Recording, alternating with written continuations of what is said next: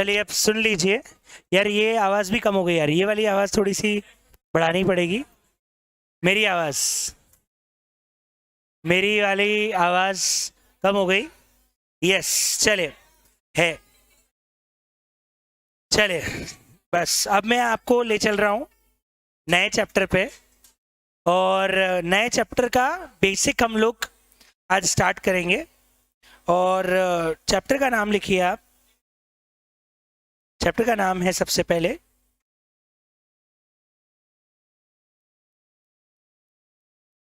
TDS and TCS।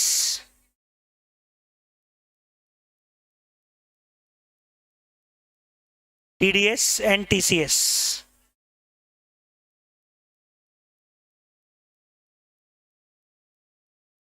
चलिए साहब, अब इसके अंदर एग्जैक्टली क्या पढ़ना है, मैं सबसे पहले हेडिंग डाल दूं, TDS एंड TCS।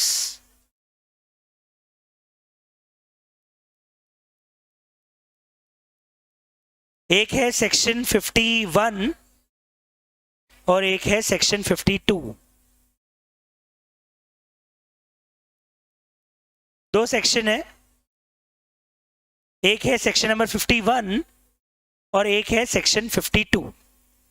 पहले बता दूं कि TDS के पीछे का क्या रीजन है। हम लोग स्टार्ट करेंगे सेक्शन 51 से और यहाँ पढ़ेंगे कि एग्जैक्टली TDS का कानून क्या लगता है और इसके पीछे का रीजन क्या है। ये GST का TDS है। तो पहली चीज ध्यान रखना, ये TDS इनकम टैक्स एक्ट वाला TDS नहीं, हम किसकी बात कर रहे हैं, GST एक्ट के अंदर लगने वाले TDS की बात कर रहे हैं। और कानून समझते क्या है, कानून है कि साहब जो बंदा डिडक्टी होगा, है ना, वो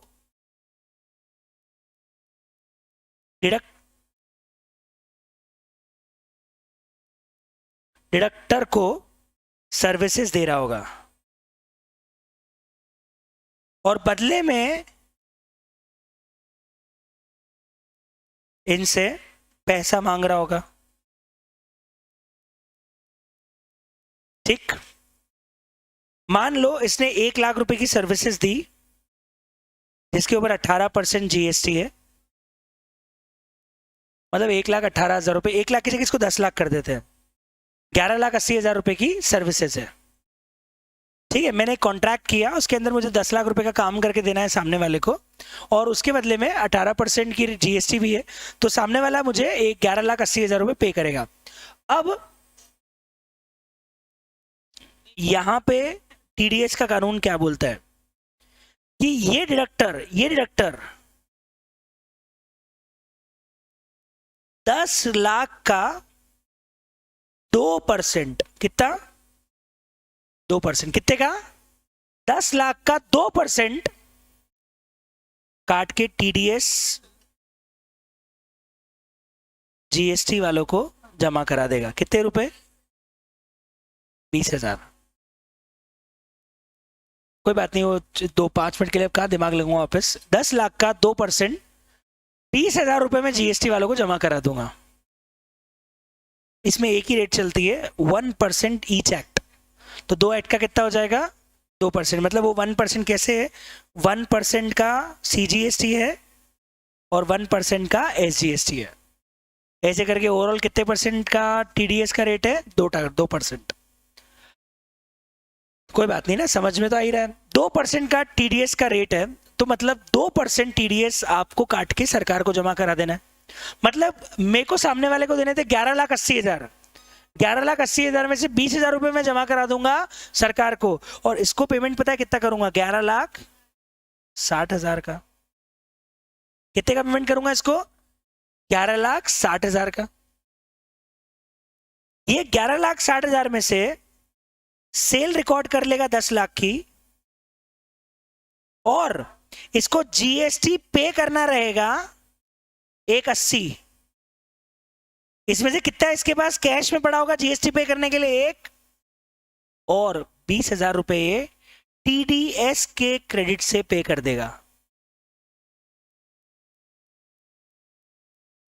मतलब जितना TDS इस बंदे ने जमा कराया वो इसके यहाँ पे कैश लेजर में एज इट इज रिफ्लेक्ट हो जाएगा। ये इनकम टैक्स जैसा ही है।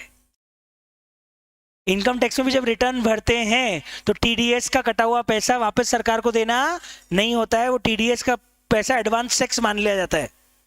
वैसे ये मान रहे हैं कि 1,80,000 इसको इससे लेके देने थे डिडक्टी को, डिडक्टर ने 20,000 रुपए उस डिडक्टी के नाम पे पहले ही एडवांस टैक्स जमा करा दिया। तो अब इस आदमी को 1,80 देने, 1,80 में से कितने वो कैश में देगा, 1,60, 20,000 रुपए उसके कैश लेजर में, कैश लेजर में वो टीडीएस ऑलरेडी रिफ्लेक्ट होगा, क्रेडिट में नहीं, कहां पे, कैश लेजर में रिफ्लेक्ट होगा। तो जो टीडीएस कोई आदमी काटेगा वो नेक्स्ट पर्सन को उसके कैश लेजर में रिफ्लेक्ट होगा और उतना टैक्स उसको फिर कम जमा कराना पड़ेगा जब उसकी रिटर्न फाइलिंग करेगा। तो इनकम टैक्स जैसे ही जीएसटी में भी टीडीएस लाए हैं। अब मुझे बताओ, इनकम टैक्स में आशीष सर ने पढ़ाया था कि सागर सर ने पढ़ाया था? आशीष सर ने बताया होगा टीडीएस लाने के पीछे का कारण क्या है। टैक्स चोरी नहीं होगी। अगर आपने 2% भी जमा करा दिया ना, सरकार को पता है बचा हुआ 16% आएगा ही आएगा, क्योंकि वो आदमी 2% के चक्कर में बचे हुए 16 को छुपा नहीं पाएगा। तो सोर्स पे ही काट लो, सोर्स से एक बार जेब में चला गया तो वापस टैक्स देने में जोर आएगा बहुत, सामने वाला टैक्स देना पसंद नहीं करेगा। इसीलिए 2% जमा करा दो, उस 2% के चक्कर में 16% उसको अपने आप भरना पड़ेगा। सरकार को पूरे 1,80,000 मिल जाएंगे सिर्फ उस 2% के चक्कर में। नहीं तो आदमी टैक्स लेने के बाद सरकार को देते, मतलब टैक्स जीएसटी भरता ही नहीं, तो कहां पे जाके बाद में डिमांड निकालते। एक तो सोर्स पे ही पता पड़ गया कि तुमने 2% टीडीएस काटा है, और सोर्स पे ही टर्नओवर पता पड़ गया, तो अभी टर्नओवर सरकार को इसी ने बता दिया कि मैंने उससे 10 लाख के गुड्स खरीदे, तो अपने आप उस आदमी को 10 लाख के गुड्स बिकना दिखाना ही पड़ेगा। That is the main reason कि सरकार टीडीएस वाला कॉन्सेप्ट लेके आई है। पर इसमें एक लाइन इंपॉर्टेंट ध्यान रखना, एक तो रेट ऑफ टीडीएस क्या हुआ बताओ, 2%, 1% सीजीएसटी, 1% एसजीएसटी। कितने अमाउंट पे टीडीएस कटता है पहले बताओ। इनवॉइस वैल्यू पे 2% काटा था कि नेट टैक्सेबल अमाउंट पे 10 लाख, 10 लाख पे कि 1180 का 2%, 10 लाख का। तो ध्यान रखना, टैक्स पे टीडीएस नहीं कटेगा, टीडीएस कटेगा सेल वैल्यू पे, टैक्सेबल वैल्यू पे। जो सेक्शन 15 में अपन टैक्सेबल वैल्यू निकालते हैं ना, उस टैक्सेबल वैल्यू पे टीडीएस कटेगा। तो टीडीएस 10 लाख का 2% कटेगा 20,000 रुपए का, और वो टीडीएस काट के मैं जमा करा दूंगा सरकार को। उतना का उतना टीडीएस अगले को रिफ्लेक्ट हो जाएगा और उसका वो इलेक्ट्रॉनिक कैश लेजर में ले सकता है। मतलब उसे कुछ नहीं करना है, जैसे ये बंदा टीडीएस का रिटर्न भरेगा अगले को टीडीएस दिखेगा, उसे सिर्फ वैलिडेट करना है कि टीडीएस जो काटा है वो सही है, और उसके कैश लेजर में बैलेंस चढ़ जाएगा। तो फॉर एग्जाम्पल ये डिडक्टर है, डिडक्टर ने टीडीएस का रिटर्न डाला होगा, जैसे ये आदमी टीडीएस का रिटर्न भरेगा अगले आदमी को दिख जाएगा कि मेरे नाम पे टीडीएस कटा है, मुझे सिर्फ ओके करना है, वैलिडेट, डन, मेरे कैश लेजर में 20,000 रुपए आ जाएंगे, किसके, डिडक्टी के। पर होगा क्या, उस 20,000 के चक्कर में उसको 160 और भरने पड़ेंगे। वो 160 अपनी जेब में नहीं रख सकता, क्योंकि उसने 180 ली, 180 नहीं 160 लिए, और 180 का टैक्स देना आ रहा था, 20 तो दे दिए उसने, 20 तो उसी ने दे दिए, पर उस 20 के चक्कर में मुझे 160 नहीं छुपा पाऊंगा, क्योंकि सरकार बोलेगी अच्छा हमारे पास तो 2% ही आया, बाकी 16 कौन देगा, 2 आ गया, 16 अभी तक नहीं आया, तो भैया आपका टर्नओवर चढ़ा दिया। इस बार उल्टा हुआ, इस बार सेलर ने टर्नओवर नहीं बताया, इस बार टर्नओवर बायर ने बता दिया कि मैंने इससे 10 लाख के गुड्स खरीदे हैं और इसके लिए मैंने उसको 10 लाख का पेमेंट किया है, और इसको 10 लाख का पेमेंट किया, अब हम चेक करेंगे कि इसने बराबर डाला कि नहीं डाला। That is the ultimate motive of deducting TDS, और इसका पूरा कॉन्सेप्ट आता है सेक्शन 51 के अंदर। तो पहली चीज आप कॉपी में एग्जाम्पल तो लिख ही लिया होगा, अब लिखो रेट ऑफ टीडीएस क्या है सबसे पहले कॉपी के अंदर, रेट ऑफ टीडीएस लिखो सबसे पहले, मैं बता दूंगा ना, रेट ऑफ टीडीएस लिखो। रेट ऑफ टीडीएस है सीजीएसटी और एसजीएसटी एक्ट दोनों में 1% of taxable value of supply. 1% किसका, टैक्सेबल वैल्यू ऑफ सप्लाई का।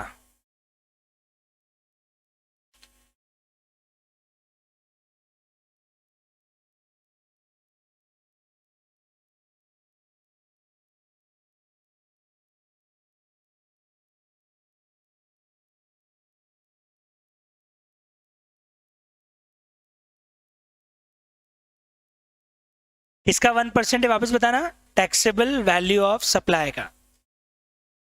ठीक है,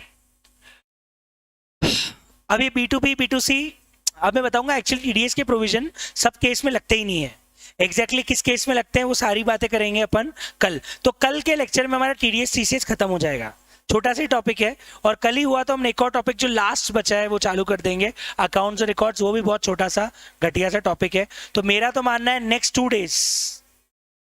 2 डेज आपका पूरा जीएसटी सिलेबस हो जाएगा फिनिश। 2 दिन के अंदर हम जीएसटी सिलेबस कर देंगे खत्म, and then we will start with cost.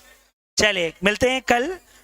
Cost में देखो 2 ही चैप्टर हैं और दोनों चैप्टर ज़्यादा बड़े नहीं है, फटाफट निपटाएंगे और थोड़ा एफिशिएंटली करेंगे तो फटाफट हो जाएगा मेरे हिसाब से। कॉस्ट शीट उसके बाद पहले अपन करेंगे बजट, बजट के बाद करेंगे इंटीग्रेटेड नॉन इंटीग्रेटेड।